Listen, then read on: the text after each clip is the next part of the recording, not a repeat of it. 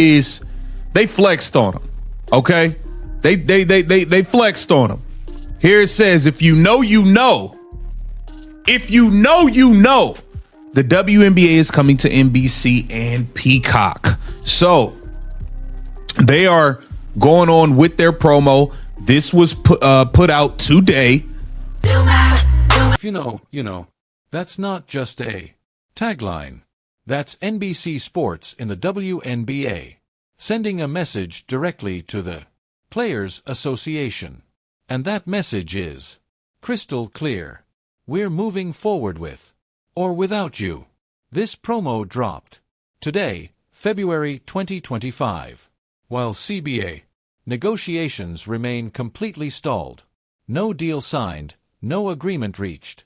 But the league and their new broadcast partner just told 444 WNBA players that they are replaceable. This spring, NBC, Peacock, WNBA. Listen, I hope y'all WNBA players is paying attention. They will replace y'all asses. They have Caitlin Clark. They have Paige Beckers under contract. They have Angel Reese. They have replacement players they can go get. They have a slew of rookies they are about to draft. Nneka Ogwumike, if you don't play... We just heard Breanna Stewart talking about tricks up her sleeve. Players threatening to cause a scene at NBA All-Star Weekend. That's not negotiation strategy. That's desperation. Because while the players' union is planning protests and social media campaigns, the league already moved to checkmate. They've got Caitlin Clark under contract. They've got Paige Bucker about to be drafted. Absolute abomination. Nike dropping the ball. Here it says Nike confirmed to Adweek it will not run a commercial during Super Bowl 60 this year, so there won't be a Nike X Caitlin Clark spot during the game. Listen, man, this don't make sense. Caitlin Clark's sneakers are about to drop this year. We could have got the promo and the heat going already. We could have been stirring the pot. Nike confirmed to Adweek it will not run a commercial during Super Bowl 60 this year, so there won't be a Nike X Caitlin Clark spot during the game. Listen, man, this don't make sense. Caitlin Clark sneakers are about to drop this year. We could have got the promo in the heat going already. We could have been stirring the pot already, but y'all keep dropping the ball. It's almost like why Nike confirmed to Adweek they will not run a commercial during Super Bowl 60. Is that what you did? Because y'all act like y'all couldn't have put that Asia Wilson thing on the back burner and dropped the CC immediately, which would have been the smartest move anyway. Come on, man. If Asia Wilson, for every 100 shoes Asia Wilson is selling, Caitlin Clark is selling 1,500. What are we talking about here? Y'all act like y'all scared to promote the girl. This is nuts. Y'all got the biggest star in women's sports. Here's the math that Nike doesn't want to acknowledge. For every 100 pairs of A.A. Wilson shoes they sell, Caitlin Clark would sell 1,500. That's not speculation. That's based on search volume data, social media engagement, metrics, and jersey sales. From Clark's rookie season, she outsold every other WNBA player combined in merchandise during the 2024 season. But Nike signed her to keep her away from competitors, then refuses to actually promote her.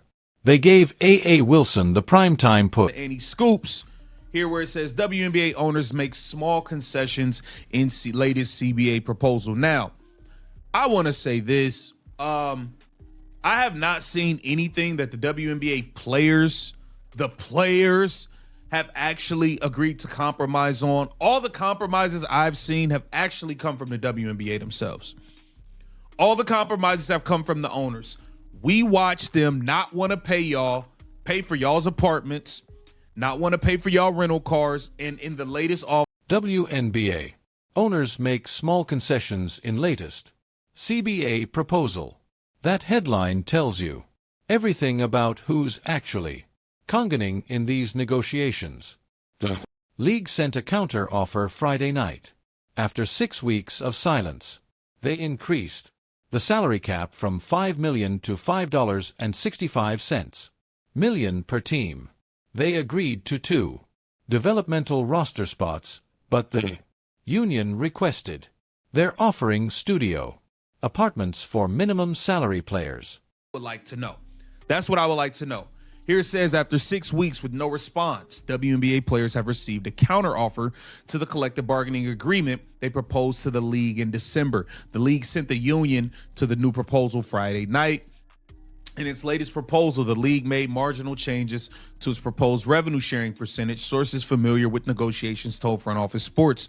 According to these same sources, the league is still proposing the same revenue sharing system. So, what have the players compromised on? Name one thing.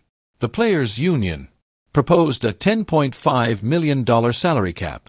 The league came back at $5.65 million. That's not a negotiation.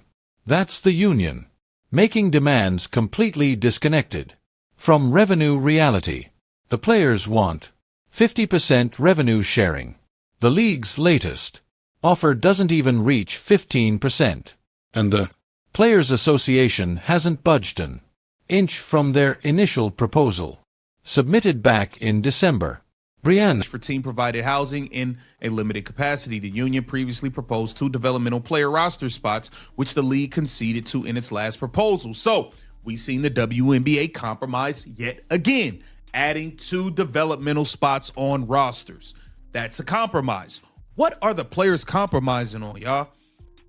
Here it says, they will also have access to certain benefits like housing and medical. The WNBA is proposing studio apartments for these players, 1-bedroom apartment. Remember what Caitlin Clark said at the Olympic trials in July 2024.